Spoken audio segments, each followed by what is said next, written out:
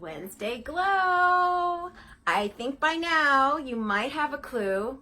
We're in one of the best car lands ever in Thousand Palms, which is Alan Grant's Motorsports. Woo! Yes, Alan is a car legend.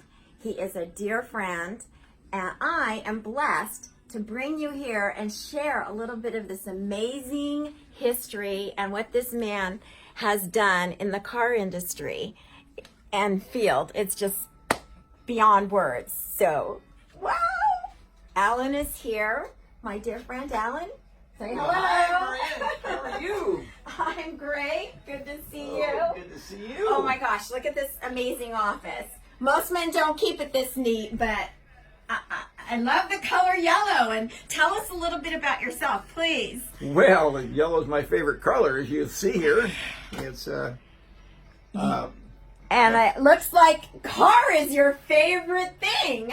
Right? well, you might see it's my passion. Oh my gosh, look at this one here. What is that? Number 7. I know a lot of people love the number 7. That is very, very special. That was drawn by George Lucas. You notice his signature there. He was a budding artist, and of course he went on to great fame and with Star Wars and American Graffiti, etc. So You mentioned American Graffiti. I see something with American Graffiti over here. What's that about? yes, George in the mid '80s authorized a biography, and he basically, the biographer asked him, George, do you ever project yourself into any of your characters in your movies? And George says, well, not consciously, but subconsciously, probably can't help it. And he says, what about John Milner in American Graffiti? John drove that yellow 32 Ford that never lost a race. And so George says, oh no, that was my friend Alan Grant. I always wanted to be like him. So that's the reason for the American Graffiti. You notice it's yellow. And if you go back to this picture here, you'll see that the yellow, and it's got very distinct striping. Most stripes on sports cars go from front to back. George came up with this idea of coming across the hood at an angle. And it's been considered one of the prettiest racing Cobras of the whole bunch by Dave Friedman, the famous Shelby photographer. Now, how long have you been actually connected to cars? Since you were a little kid? When did you start racing? Well, actually, when I got into high school. High school. That's what. Yes, I had my friends. We were into cars more than we were into school, and so consequently, whereas my brother, he was into school and not into cars. So then it went from there. In fact, that's what American Graffiti was based upon, with us dragging 10th Street in Modesto, California. Oh, Modesto. Yes, okay. So then you grew up up north. Then I got into sports cars. A friend of mine's father bought him a new MGA, and he asked me if I wanted to go for a ride with him, and I did. And I asked me if I wanted to drive it, and I was hooked, because that car, it turned the wheel, it turned, the tires didn't squeal, and so then I got into sports cars. Well, we're going to be blessed to see some of those, as you can see in his office. And oh my gosh, this car and this beautiful award, it says 2016 Carroll Shelby Spirit Award. Obviously, Shelby Spirit, oh my gosh, presented to Alan Grant, who embodies the ingenuity, tenacity, and grit. Boy, grit defines Alan in my book of a true automotive icon. Tell us a little bit about that. What a special company you keep, huh? Well, that was such an honor. The award was first given out in 2015, which is Bob Bondurant received the award. I received it in 2016. Edsel Ford got it in 2017.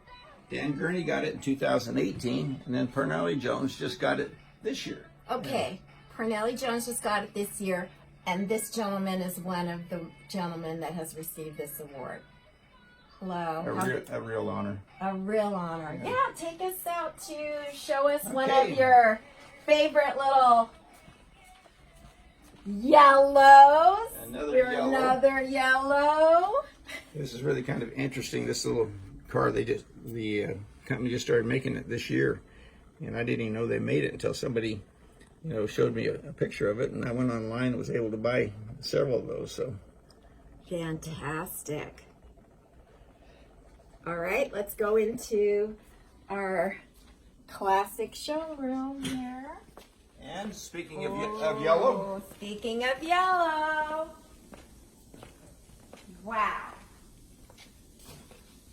this here is my COBRA. It's got a 289 engine in it, and again, it's not the original car that I actually raced in '63.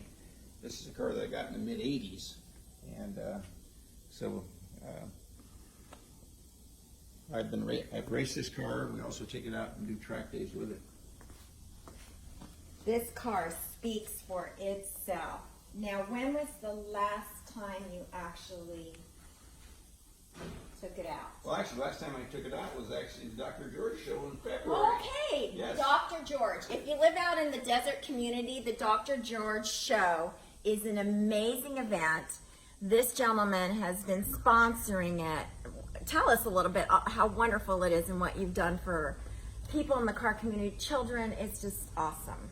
Well, actually, when I came down here, I met John Hill, and John is one of the directors of the Palm Springs Cruising Association, and they're the sponsor of the Dr. George show, along with the Cancer Foundation here in the desert, which is an incredible organization. Basically, they raise money for people. It's not necessarily for people that don't have insurance. It's for people that, frankly, can't afford the service or they can't afford the deductible. And so Dr. George was an incredible doctor who got tragically killed, got hit on the freeway, set up an arrangement whereby all the medical service providers agreed to give 10 times the amount of money that we raise. And so consequently, this year we're raising, but by the time it's all said and done, it'll be over, close to $100,000, which will translate into $1 million worth of services for people that are local, and that's really important. So you can have fun and help your community. How wonderful is that? Oh, so that was just recently, right? Yes. All right. Now let's step over here because there's a lot, but I'm going to focus on this one up here. Want to tell us a little bit about this because it's not yellow, so I'm kind of curious.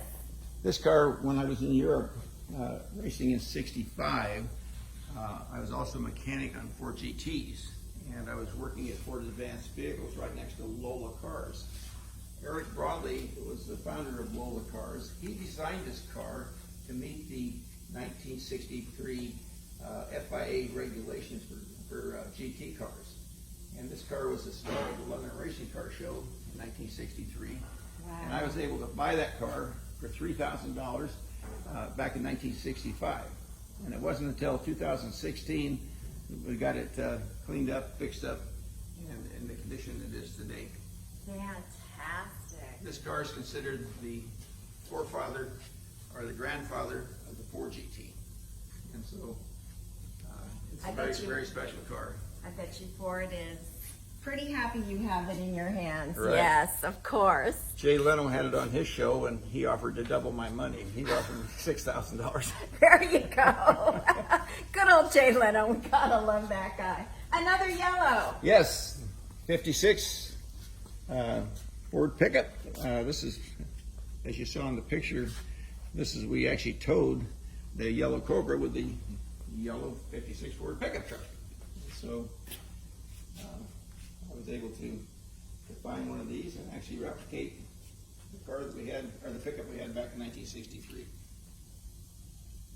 And I noticed next to our yellow is another one that isn't yellow. What is that one doing here? That is a very unique car. It's a 1928 Lincoln. Lincoln, okay. Most of these cars were, V12s, but this is a V8, and it's a flathead V8. And it's very, very unique. And it's I bought it because it's kind of fun to go on parades where you can take, another couple with you because it's 4 doors. Now, how often has this been out this year? Oh, don't ask that question. It hasn't. Okay, but you certainly have a choice of what to take you out. Is there something that you would like to tell us about? I heard you're going to possibly be expanding, moving, maybe? Yes, I'm in the process of developing a 36-unit toy garage complex, and I'm going to actually keep a space about this size, for a museum. This stuff up here I've been collecting for literally since I started racing, and all this stuff is memorabilia, and I'll get it on display. That would be wonderful to have. My friend John Hill calls it junk, but and over here too, you'll see that we have more of the stuff that we're going to have on display at the museum. So that's going to be over at Washington and I-10. So we mentioned John quite a few times, and John's a dear friend, associate, yes. More than anything, Right. probably dear friend, but Right. also knows quite a bit.